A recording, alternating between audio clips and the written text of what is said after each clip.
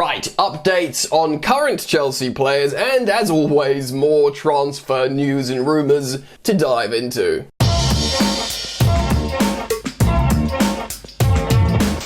So yes, what's going on, friends? How are you, mate? And welcome on back to Football Therapy with me, your host Jan. As always, I do hope you're doing well. I really do hope that. And yes, welcome back. Welcome back. Bienvenue, mes amis, to Chelsea News, the daily series here on the channel where I reflect on what's been said about Chelsea across that wicked world wide web. I'll let you know my thoughts on it for whatever it's worth. But more importantly, as always, asking for yours. And in today's video, running down Enzo Fernandez injury, Wagwan there. Mark Guiu has spoken out to Spanish media about his recall to Chelsea and how he feels. Of course, he's been riding the bench so far, so it'd be very interesting to learn about that as well. And yes, there is transfer news. Chelsea have sent scouts to go watch a young centre forward playing for Bologna. Is he the striker we want? Spoiler, I'm not so sure. Castello Lugba, centre back playing in the Bundesliga that apparently a lot of teams want. Liverpool, big team. Man United, big team still. Chelsea. And maybe a little bit on what's going to go on with Maignan. Will Milan have regretted their decision, or do they regret their decision to reject Chelsea's offer because he might be going to a direct rival for free? Ugh. It's going to be great fun! It really is. So settle in, get comfy, pour yourself a drink. I have a coffee in what can only be described as a cool looking mug. I think this is wicked.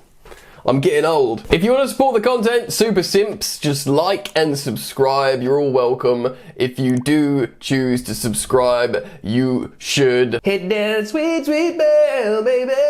Alright then, let's get into it. Right, Big Fab Romano has confirmed Enzo Fernandez has withdrawn from international break to return to Chelsea. He has left the Argentina camp due to swelling in his knee. He's on his way back to the Chelsea. Now, bad and good. Bad because swelling in the knee isn't good, but good because he's not going to be pushed through any kind of pain. We always struggle with the likes of Moises Caicedo and Enzo Fernandez going away to South America and playing in crazy altitudes usually, coming back and being absolutely cream-crackered for when they play for Chelsea, and we suffer and pay the consequences for that. So him being back the weekend before, for me, is good news. I hope he can rest up and be okay for the weekend, because he is a very important player for Chelsea at the moment. Indeed Enzo Maresca. Even though they argue sometimes on the pitch, he's his vice captain. He trusts him to, do lots of pressing from the front or near the front, and he's a very important player on the pitch. So let's keep our fingers crossed. Of course, it wouldn't necessarily be as big a catastrophe. Catastrophe? I said it like a French person. A catastrophe. Peut-être une grande catastrophe. Catastrophe? Ça c'est le mot en français? It would be a much bigger problem if the likes of Caicedo is out. But yeah, hopefully he's good to go, man. Anyway, let's move on. I'm going to read you some quotes from Mark Guiu. I'm getting these from football.london. He was interviewed by Spanish media talking about his return to Chelsea. He speaks of how he initially decided to go to Sunderland with great enthusiasm and excitement to get some more minutes in the top flight and experience. But in the end, of course, the injury to Delap, he had to return to Chelsea. Now with great enthusiasm, I'm training hard every day. When Nico said no, as in returning to Chelsea, they called me. We talked about it, and it was quick. In the end, I want to succeed at Chelsea, and that's how it was. Good attitude from the boy. It was all a bit chaotic, but in the end, I'm a person who faces everything with the utmost positivity, and that's how I faced it. Now enjoying every moment, because a footballer's career is short, and that's why I'm enjoying every moment that life gives me. That's nice. There was never any disappointment in leaving Sunderland. I believe that in every action I take in my career is because I want to, and that's it. I'm going to fight in every training session, in every game, in every minute. I have to play as many minutes as possible. Now I'm at Chelsea, and that's where I am. I'm from Chelsea. It's the best club in the world for me right now. Wow, talk about a can-do attitude from the young Spanish striker. And I must say, I like it. Better that than him being all miserable and grumpy, like I probably was at his age. I mean, we've seen him getting minutes off the bench against Liverpool, which is high-profile action, which would infer that we're going to see him play more, definitely in the Cups. I'd like to see him play a little bit more. I don't necessarily see him banging loads of goals or registering loads of assists. But, you know, I'll reiterate kind of the sentiment that I've been talking about lately, that I think just his presence up top makes the attackers behind him a lot better. The fact that he's just a big boy throwing his weight around, occupying defenders, much more than, say, Joao Pedro can do. Now, Joao Pedro can hold the ball up, he's good at link playing, but when he's playing as a striker, if you looked at the previous videos on the channel, he's not taking any shots anymore, which is a huge problem. We do some stats deep dives, relatively deep dives here on the channel, so keep your eye open for that. Yeah, we want Joao Pedro to take more shots, and he will take more shots when there's a proper centre forward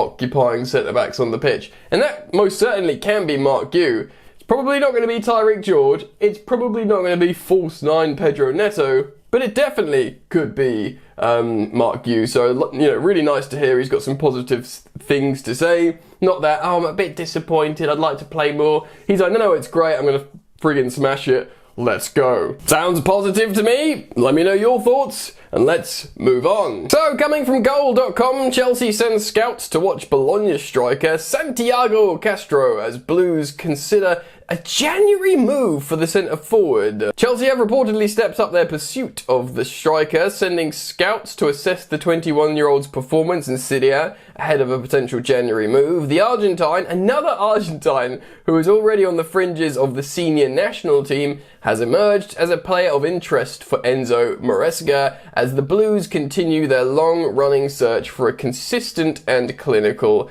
number 9. Bologna bought this guy last January for about 11 million quid. He scored 8 league goals last campaign. Now, when you say Chelsea are looking for a clinical and consistent number 9, to me that doesn't scream yet another youngster who hasn't reached double digits for goals in the league. It's not for me, guys. It's not for me. I'll repeat what I've sort of said recently. I'm not against us buying another centre forward, especially if we're, you know, considering Joao Pedro wants to play just off one and we're considering Nico's gone, he's done out here. Mark Guiu, I do think we'll have to get him another Premier League loan personally, that maybe it works out, but I feel like Delap's great. I think people are sleeping on Liam Delap. He's really good. He could be a starter for Chelsea, or he could be a very high level rotational striker. I think he'd be the best second choice striker we've had in since, like, you know, the Lampard era, when we used to have, you know, Drogba, Anelka, Torres, you know, these all the multiple superstar strikers. We went into the Loic Remy eras, we went into the Michy Batshuayi eras, the Pato and Falcao's, weird moments in time. But yeah, Liam Delap is really young, really high ceiling. He's great. If we need something to see us out for the season, I know it's like not a great source, but I would consider an Ivan Toney 6 months loan, something like that. But to be honest, look, maybe I'm being ignorant and I haven't watched enough of this kid, but Santiago Castro, just a quick glance at his numbers, I didn't go, wow, he's the solution. But, you know, people would have said the same thing about Joao Pedro, 5 non-penalty league goals in the Premier League last season. I trust the scouts. Do we trust them? I guess we have to a degree, while we're still pulling out the Palmers and the Joao Pedros and the, you know, and the Caicedos and Nemban. A few misses in between, but while there's some hits, you've got to sort of say, all right, bring in the superstars. Hopefully they pop off. Anyway, if you know more about this kid, let me know in the comment section below, and let's move on to another player we've been linked with. Right, over on courtoffside.com, talking about the fact how Chelsea are being linked with Castello Lukeba. Chelsea are interested in Lukeba, or I hope I'm saying that right, or Lukeba. They have been multiple injury problems at the back this season, and they need more depth in the area of the pitch. The 22-year-old will be a long-term acquisition for them, as has the quality to improve them immediately as well. The opportunity to join one of the biggest clubs in England will be exciting for the Bundesliga defender. It remains to be seen where Chelsea can get the deal done. Defenders. We've heard multiple conflicting reports with defenders, haven't we? You've got the likes of Ben Jacobs coming out going, no, Chelsea have briefed me. Well, he hasn't said that bit, but that's what's happened. Chelsea aren't going to buy defenders, and then of course all around the world in global football media, defenders are continue to be linked to Chelsea. And if we know our club, our owners, our sporting directors, they're going to be terribly excited about signing players all the ruddy time. Now, if you could ask me, Jan, what would you do? I'd say, Mark Guehi, please, on a free. Convince him to come. Tell him to come home. But this guy might be good. Let's take a look at some of his stats just quickly. This is his transfer marked player data profile. As you can see, he's a left-footed centre-back who can play in either centre-back position. His current market valuation is 40 million euros. I believe there is a buyout clause for 52 million, which would probably be about right. He has 4 years left on his contract as well. Now, switching over to his FB ref stats, like his strengths, this is his standard stats. Strengths, as you can see, he's a dribbly boy! 99th percentile in successful take-ons attempted, and shot creating actions for successful take-ons. As you can see, he's really good. He never passes offside. Passes blocked is 96th percentile. Carries into the penalty area, 96th percentile. And he tackles dribblers himself, so he's really good at dribbling and tackles dribblers. These are actually some really impressive metrics. For me, he's giving off a left-footed Wesley Fofana vibe. So maybe you could have, like, in certain game states, your Levi Colwill profile on the right doing passing. Maybe you sort of get that out of Tosin's got good passing stats, he's a right footer, and then you get the dribbling ball progressor on the left. So you suddenly got, you know, you could have Fofana doing it as a profile on the right if he's fit and available, and Castello Lukeba, if I'm pronouncing that right, on the left in theory. I'm not against it. The fact that he's being linked with Liverpool and Man United, maybe it's his agent just wriggling into the sort of news stories, but despite the briefing that Chelsea are never going to sign a centre-back because we've got loads on the books, I think that's just a public position for doing transfers and business. That's what I think personally, you know, selling your disasses, and we'll never know if Trevoh Chalobah is truly safe. He should be, because I'd like to keep him, but you know my position, I wouldn't have Trevoh as a starter. Anyway, we'll see what happens there. Let me know your thoughts on both the striker and the centre-back situation, because there is reserve money in January, so apparently they will consider doing business there. We'll have to see what happens. But let's move on and talk goalkeeper, baby. Right, so Milan might regret that 20-odd million pounds that Chelsea ended up offering them or going up to. Apparently we were unwilling to go to 25 million pounds for big Magique Mike Maignan. But we did put an offer on the table. Now, this isn't nonsense. I know Chelsea have since gone, no, we love our goalkeepers. We don't want to buy goalkeepers. And that, again, speaking about briefings, that's what Chelsea have been doing. They've been going, no, we like Rob, we like Jorgensen, we think Jorgensen could be really good. I don't know what they're thinking that from. I think they're saying that because they spent a relatively large sum of money on him from Villarreal, and they're like, don't want to just admit this guy's not as good as they'd hoped. So they're saying all their goalkeepers are good. Of course, we as Chelsea fans or people in football think, sure, Mike Penders, his ceiling's very high, he looks like he's got all the natural raw attributes to become an incredibly good goalkeeper, and he's very big as well, and he's very young, and Chelsea are kind of putting the farm on him at the moment to be the guy, which I think is very risky. It might come off and great, but it might not. It might take a little while. You know, goalkeepers go on forever, and 20 still very, very young for a goalkeeper. We'll see what happens. You know, like someone like David Raya, he's a decade over. You'd say he's in the prime of his career. He's just signed a new contract with Arsenal and is top of the Premier League. Do you know what I mean? So 20 years old to be like, I absolutely would have signed Maignan and bridged the gap. Of course, the public face of Chelsea is saying, well, Rob Sanchez won best goalkeeper at the Club World Cup and is a Club World Cup champion, you know, and won the Conference League and got top 4. Great. And yeah, the stats, some certain underlying stats are pretty positive for Rob. My position remains the same.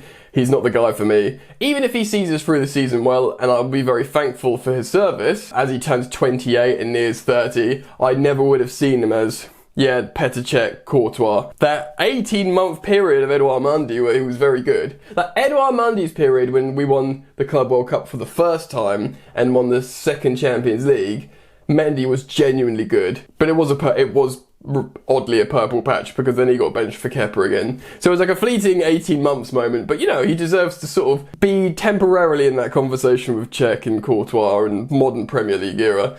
But I don't look at Rob Sanchez and like turning 28 and being like, yeah, you're going to be the next one. I've made my decision on him. Maybe Penders will be, but I would have seen Mike Maignan as the perfect bridge. Now, of course, they're in a position, Milan, where it does look like he's not going to extend with them. He's not going to re-sign. I think they were hoping when Allegri came in, he could convince Mike to extend. Seemingly that's not going to happen. So he's going to leave on a free. Bayern potentially want him to be a long-term replacement for Manuel Neuer.